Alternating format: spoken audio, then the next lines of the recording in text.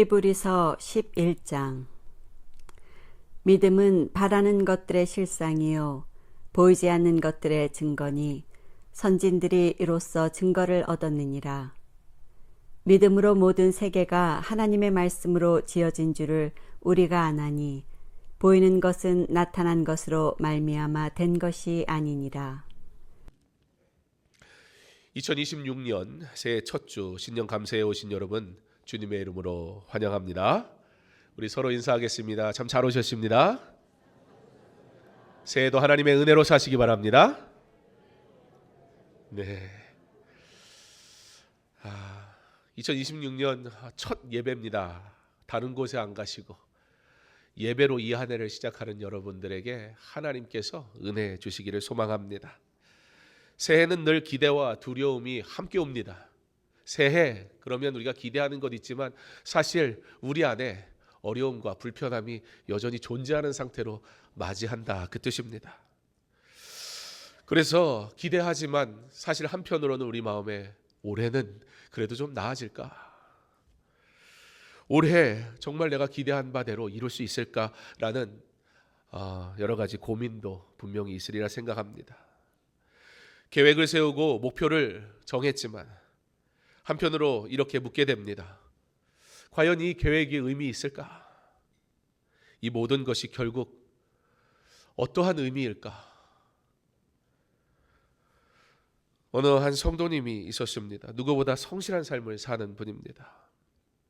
늘 내가 정말 잘 살아야 되는데 라는 그런 마음이 굉장히 강한 분이었습니다. 열심히 살았습니다. 그리고 사람들이 기대하지 못한 놀라운 결과를 얻게 됐습니다. 그걸 다 끝낸 날 사람들이 옆에서 막 축하하는 거예요. 수고했다고, 정말 이루었군요 라고 칭찬하고 축하를 해줬습니다. 그런데 정작 본인은 집으로 돌아가는 길에 차 안에서 눈물이 나더랍니다. 이렇게 이야기합니다. 목사님, 이상합니다. 해냈는데 마음이 텅 비었습니다. 해냈는데 해냈구나 라는 마음보다 저에게 찾아오는 질문이 하나 생겼습니다. 그럼 다음에는 또 뭘 해야 하지? 여러분, 이 성도님의 이 고민이 사실 그렇게 특별하게 들리지 않지 않습니까? 사실 우리 모두의 마음의 어딘가에 있는 질문이기 때문입니다. 무엇을 완성하면, 그러면 정말 괜찮을까요? 무엇을 이룬 다음에 우리의 삶은 풍요롭고 풍성해질까요? 사실 우리는 그럼 그 다음은 뭘 해야 되지? 라는 질문 앞에 또 두려움에 직면하게 되고는 합니다. 왜 그렇습니까? 세상이 우리에게 하는 말이 있기 때문입니다. 우리가 살아가면서 듣는 이야기가 있기 때문입니다. 세상은 사람들에게 뭐라고 얘기합니까? 눈앞의 현실에 집중하라고 얘기합니다. 보이는 것이 진짜라고 말합니다. 이 시대는 이성, 과학, 자본이 가장 강력한 권위가 되어져 있습니다. 정말 그렇습니다. 신앙인인 우리에게도 이 문제 앞에 사실 자유롭지 못한 것을 보곤 합니다. 보이지 않는 하나님과 영원, 이와 같은 것들은 점점 뒤로 밀려나 이 시대에는 어떤 시대가 되었냐면 종교는 사적인 취향이 돼버리고 말았습니다. 정말 그렇습니다. 여러분, 인류가 존재한 역사상 이런 사회가 없었습니다. 지금까지 인류가 하나님을 몰라 하나님을 떠나긴 했어도 사람들은 종교라는 것을 가져야 한다는 생각 속에 모든 인류의 모든 역사, 오래된 역사 속에 단 한 번도 신의 존재에 대해서 거부한 적은 없었습니다. 그 신이 누구인지 구별하지 못하는 게 문제였지요. 죄로 인해서 하나님을 온전히 만나지 못한 문제는 있었지만 사람들은 자기 주먹을 믿던 뭐든 믿어야 한다는 생각 속에 살아왔단 말입니다. 그런데 여러분, 인류가 최초로 경험하지 못한 시대를 우리가 지금 살고 있습니다. 어떤 시대? 종교가 취향이 된 시대 말입니다. 인구의 60%가 종교는 필요 없다라고 말하는, 신은 존재하지 않는다라고 말하는, 정말 주님 오실 날이 가까운 그런 때를 우리는 살아갑니다. 적어도 신이란 존재를 인정해야 누구를 믿을 것인가에 대한 진리를 선포할 수 있는데, 신, 믿고 싶은 사람이 믿는 거 아니야? 뭔가 마음이 울적한 사람이 믿는 거 아니야? 누군가 두려운 사람들이 막연하게 의지하고 싶은 어떤 허구의 존재 아니야? 나는 내 삶을 내가 설계해. 나는 내 삶을 내가 이끌어. 라고 말하며 종교? 갖는 건 자유야. 그러나 나한테는 강요하지 마. 종교도 하나의 문화생활이고 종교도 취향일 뿐이야. 라고 어떤 종교를 가질 건지 문화센터에서 프로그램 정하듯 그렇게 사람들은 종교를 대하는 정말 끔찍한 시대에 우리는 살아가고 있습니다. 그러나 성경은 우리에게 분명하게 선언합니다. 보이는 것이 전부가 아니라고. 보이는 것을 믿는 시대는 하나님을 떠날 수밖에 없습니다. 그러나 보이지 않는 하나님, 그분이 우리의 하나님이시다 라고 성경은 말씀하고 있습니다. 그리고 오늘 새해 첫 주일 하나님은 우리를 이렇게 부르십니다. 허무에서 의미로 돌아오라. 창조주께로 돌아오라. 1절에 믿음은 바라는 것들의 실상, 보이지 않는 것들의 증거라 말씀하고 있습니다. 믿음이 막연한 긍정이 아니라는 거예요.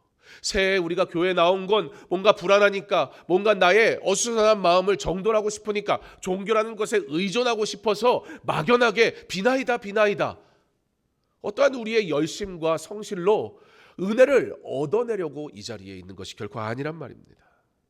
그러나 성경이 말씀하는 믿음은 하나님의 말씀에 근거한 확신입니다. 바라는 것들의 실상, 아직 손에 잡히지 않아도 하나님이 약속하셨기에 이미 현실처럼 붙드는 것을 의미합니다.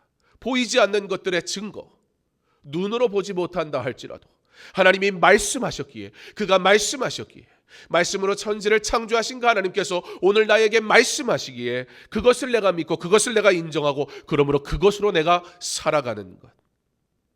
새해를 시작하면 우리 많은 계획들 세우겠지만, 여러분, 우리가 수많은 계획들 세워봤지만 계획을 세우고 또 세우고 그 계획을 더 견고하게 만들지만 단 한순간도 그 계획이 우리의 마음을 위로하거나 우리로 하여금 스스로 서게 한 적이 없지 않습니까?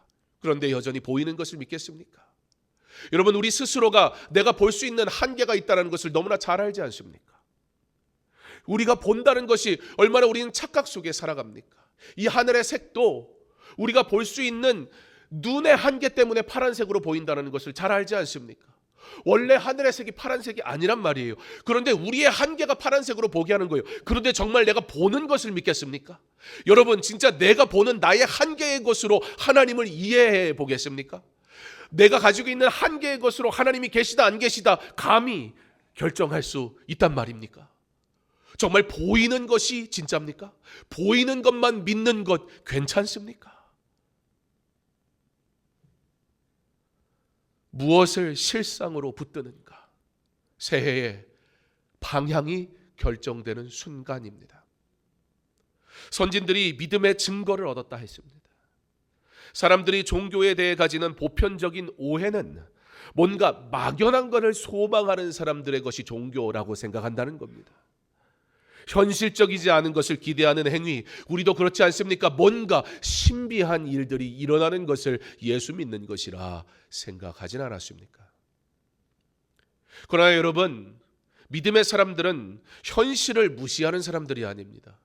현실을 애써 멀리하며 무언가 막연한 것을 바라며 살아가는 사람들이 아니란 말입니다.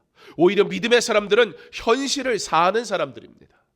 그러나 현실을 살 때 현실에 매몰되지 않고 현실을 살 때 현실이 전부가 아니라는 것을 아는 사람, 그들이 믿음의 사람입니다. 그러면 믿음의 사람은 어떻게 사는 겁니까? 현실 위에 하나님의 약속을 더 크게 올려놓고 살아가는 사람. 성경에 믿음하면 생각나는 대표적인 사람이 바로 아브라함입니다.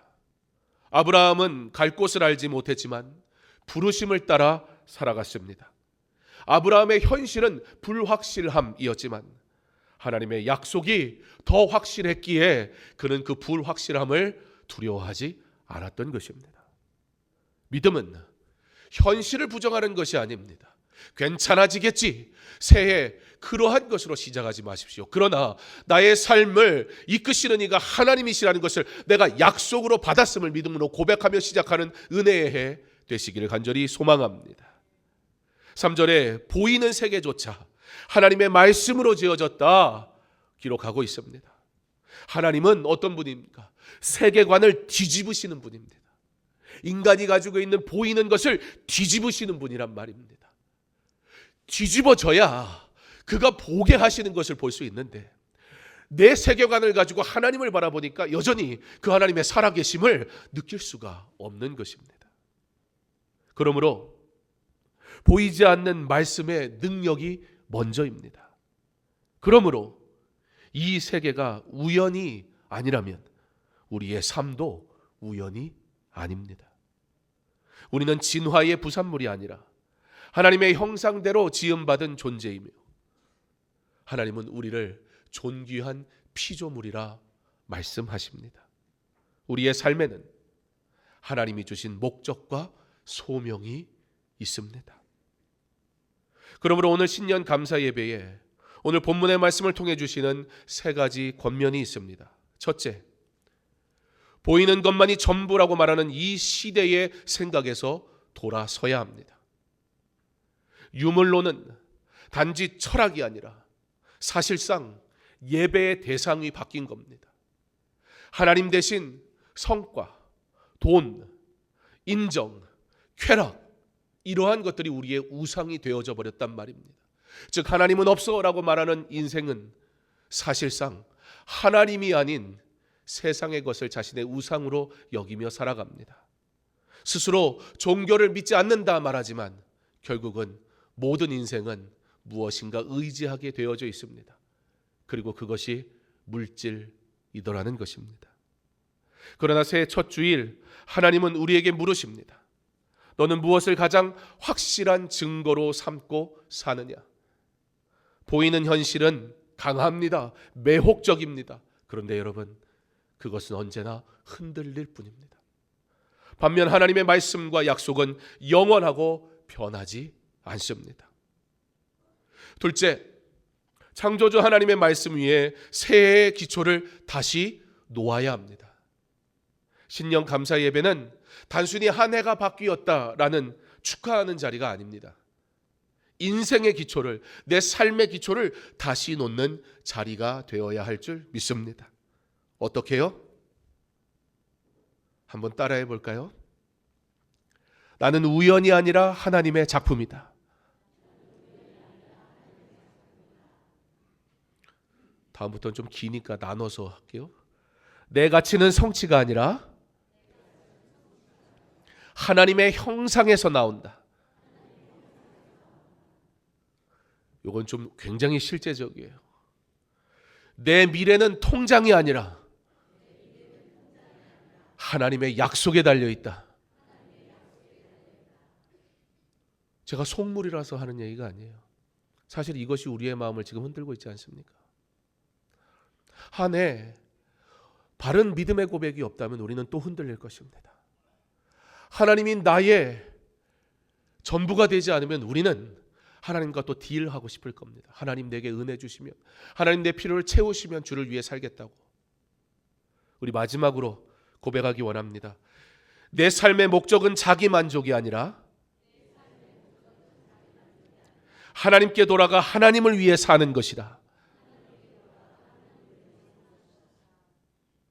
나는 우연이 아니라 하나님의 작품이고 내 가치는 성취가 아니라 하나님의 형상에서 나오며 내 미래는 통장이 아니라 하나님의 약속에 달려있고 내 삶의 목적은 자기 만족이 아니라 하나님께로 돌아가 하나님을 위해 사는 것입니다.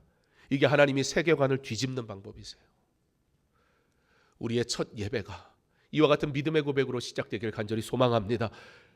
그렇지 않으면 또 흔들릴 겁니다. 거창한 계획 속에 우리는 여전히 불안할 것입니다. 그러나 내가 어떠한 존재인지, 어떻게 하나님이 나를 부르셨는지, 내 삶에 어떠한 약속을 하나님께 주셨는지 내가 고백하며 시작한다면 내 삶은 결코 흔들리지 않을 줄 믿습니다. 새해의 가장 중요한 결심은 그러므로 계획표, 일정표가 아니라 주님, 다시 주님이 제 삶의 주인이 되게 하소서 고백하는 것인 줄 믿습니다. 고백하기 원합니다. 주님, 다시 주님이 제 삶의 주인이 되게 하소서. 셋째, 믿음의 중심은 결국 그리스도입니다. 우리가 보이지 않는 하나님을 어떻게 확신할 수 있습니까? 하나님께서 우리 가운데 오셨기 때문입니다. 보이지 않는 하나님이 그리스도 안에서 가장 선명하게 보이게 오셨단 말입니다. 그러므로 그 누구도 하나님을 부인할 수 없습니다. 십자가는 이렇게 선언합니다. 너의 가치는 네 성취가 아니라 내가 너를 위해 치른 값이다 라고 말입니다. 너의 삶은 우연이 아니라 은혜로 부르심은 받은 삶이라고 말입니다. 너의 끝은 허무가 아니라 부활의 소망이다. 솔로몬이 하나님의 놀라운 은혜를 입었건만 그의 가치가 하나님을 떠났을 때 그의 인생의 마지막의 고백이 헛되고 헛되다는 고백뿐이었습니다. 솔로몬은 말입니다. 내가 모든 것을 다 누려봤는데 헛되고 헛되더라고. 하나님 없는 인생, 무엇을 얻은들 아무것도 아닙니다. 그러나 내 삶에 나의 하나님이 주인 되시면 그때부터 내 인생은 달라지는 것입니다. 은혜로 부름받은 성도 여러분, 그 은혜가 은혜 되게 하시기를 간절히 소망합니다. 그러므로 새해를 맞는 우리 믿음으로 이렇게 고백하기 원합니다. 다시 한번 고백할게요. 주님, 올해는 그리스도께 더 가까이 나아가겠습니다. 본문의 말씀을 통해 주는 이 세 가지 권면이 새해 첫 주일에 드리는 믿음의 세 가지 실천으로 지켜졌으면 좋겠습니다. 왜냐하면 말씀을 통해서 은혜는 받아요. 문제는 나아가서 삶으로 이어지지 않으면 아무 의미 없습니다. 우리에게 주신 이 세 가지의 권면이 세 가지의 실천으로 이렇게 이루어졌으면 좋겠습니다. 첫째, 한번 따라해 볼까요? 말씀을 새해의 기초로 삼기. 옆 사람 보면서 약속하듯 열심히 해라 이렇게 추궁하듯 하지 마시고 내가 약속하듯 한번 해볼게요. 말씀을 새해의 기초로 삼기. 약속했습니다. 우리 강효선 집사님. 집사님이 돼도 벌써 됐어야죠. 나이가 많아요. 하루의 시작을 여러분 어떻게 시작하십니까? 제가 이제 알람을 맞춰놓고 자니까 핸드폰을 이렇게 머리맡에 이렇게 두고 자거든요.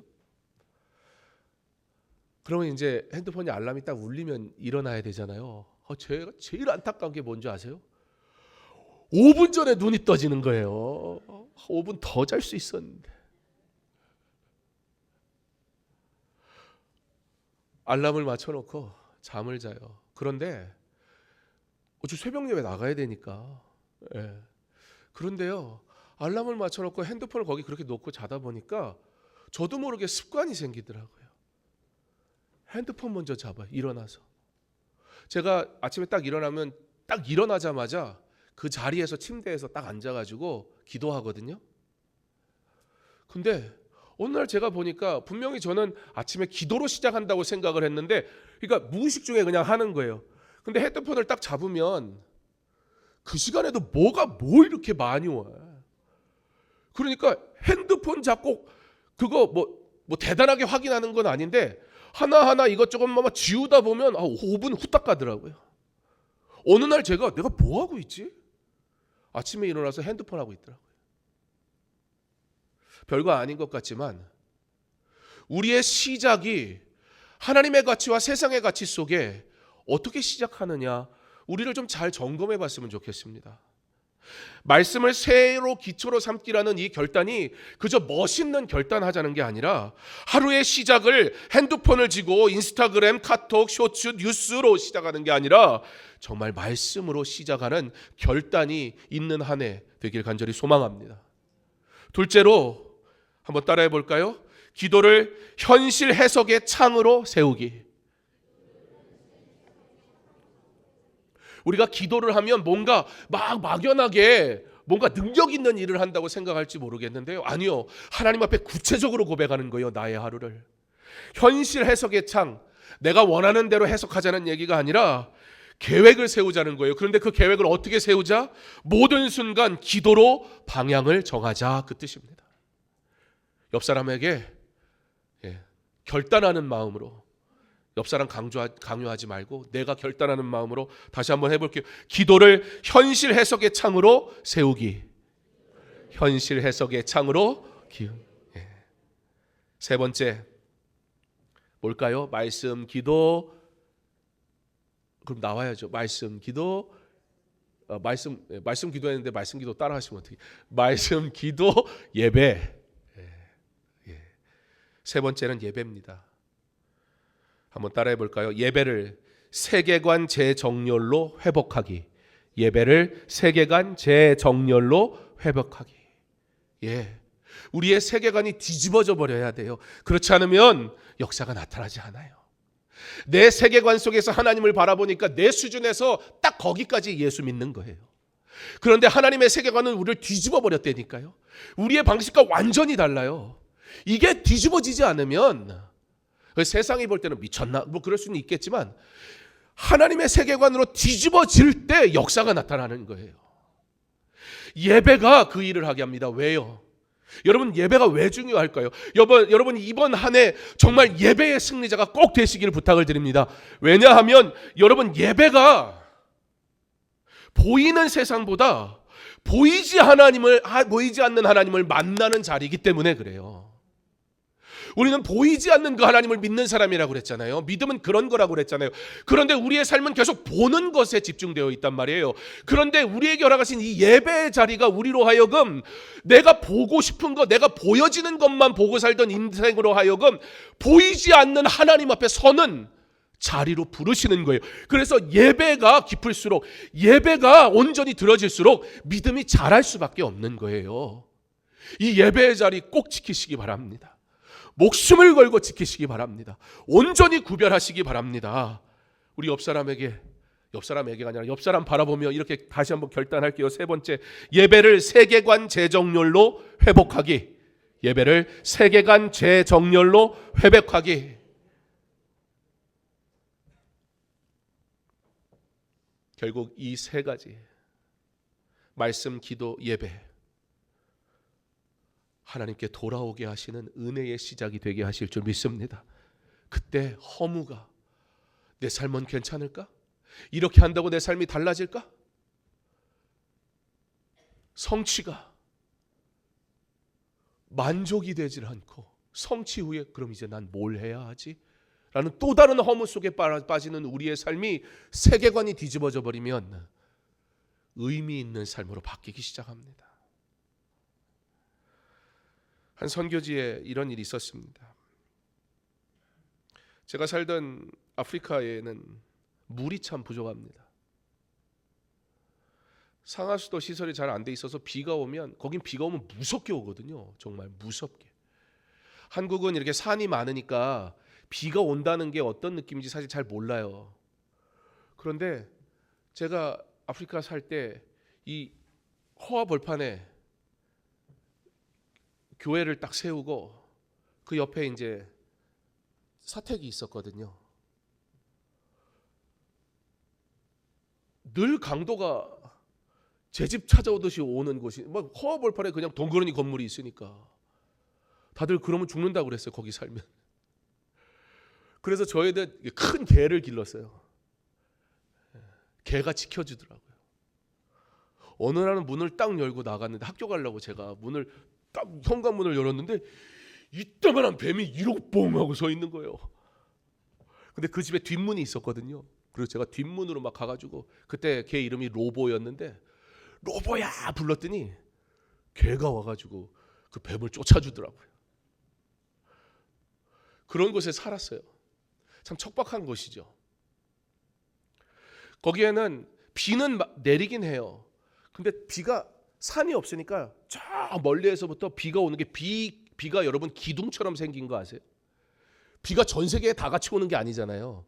어느 지역에 확 쏟아진단 말이에요. 그리고 그게 그 비 기둥이 확 다가와요. 그러면 진짜 무서워요. 비가 그렇게 쏟아지면 정말 어떻게 될 것처럼 쏟아지는데, 근데 이 케냐 땅의 특징은 한 2시간 지나면 막 물이 범람하고 난리가 나는데 한 2시간 지나면 언제 비가 왔냐는 듯이 확 사라져 버려요. 그러니까 땅이 물을 머금지를 못해요. 그러니까 옥토일 수가 없고 물이 다 그냥 흘러져 사라져 버리니까 물이 부족할 수밖에 없어요. 그런 나라에는 우물이 굉장히 중요합니다. 그래서 우물 파는, 선교지에서 우물 파는 사역을 굉장히 많이 하거든요. 그런데 어느 지역에 우물이 다 말라버린 거예요. 물이 없으면 생명과 직결됩니다. 사람들은 우물을 막 파기 시작합니다. 그런데 이 우물이 발견이 되지 않는 거예요. 아, 여기는 안 되겠구나. 아, 우리 지역에는 더 이상 물이 없는 것이구나. 사람들이 한둘씩 다 포기하기 시작했습니다. 그런데 어떤 사람이, 지층을 잘 볼 수 있는 사람이, 여기를 파면, 우리가 조금만 더 파면 그러면 물을 얻을 수 있을 것이라고 얘기를 해요. 그런데 사람들이 자기 눈에 보이지 않으니까 우리 할 만큼 했다, 더 이상은 나오지 않는다. 그런데 이 한 사람이 자기가 가지고 있는 근거가 있으니까 그것을 믿고 계속 파낸 거예요. 여러분, 물이 나왔을까요? 안 나왔을까요? 나왔으니까 얘기하죠. 여러분, 마침내 물줄기가 팍 터져 나왔고 마을 모든 사람이 막 펑펑 울었어요. 우리가 현실만 보고 포기했구나. 이미 아래에 물은 넘치게 흐르고 있었는데. 여러분, 우리가 보이는 것을 보고 산다는 것이 얼마나 허무한지 모릅니다. 하나님의 은혜가 하나님의 때에 반드시 우리에게 주어질 줄 믿습니다.